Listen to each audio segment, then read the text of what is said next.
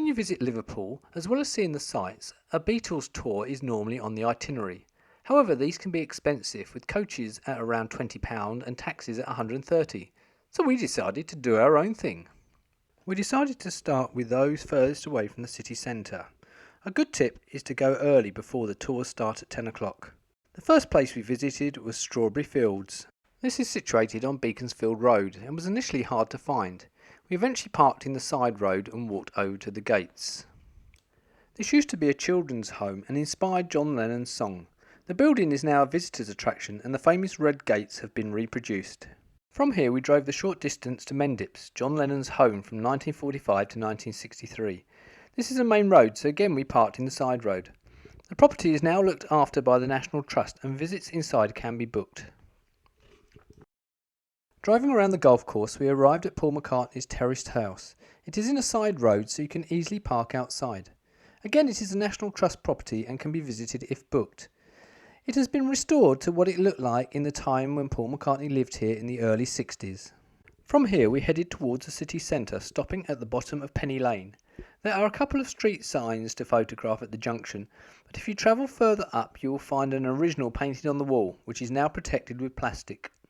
Having done the outskirts, we drove into the city and parked by the docks. Heading towards the Mersey, in the centre of Pier Head is a statue of the Beatles. This is larger than life size and is very impressive. As you pass the Museum of Liverpool, look out for the images of the Fab Four on the side.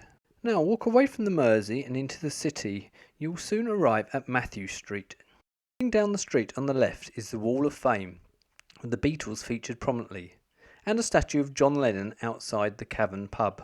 A little further down you will see signs to the famous Cavern Club. The original was closed down in 1973, but the entrance at number 8 can still be seen. It was reopened at number 10 using the original bricks to recreate the look from when the Beatles played here.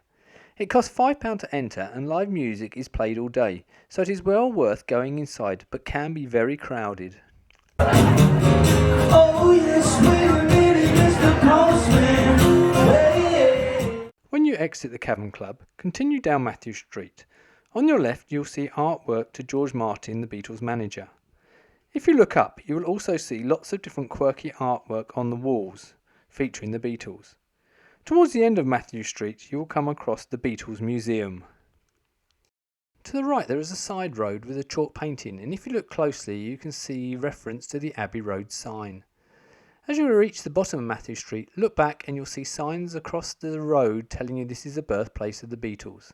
And so that concludes our tour. I hope it was useful. There is more things we could have added, such as Eleanor Rigby's grave and her statue, but we'll leave that for another day.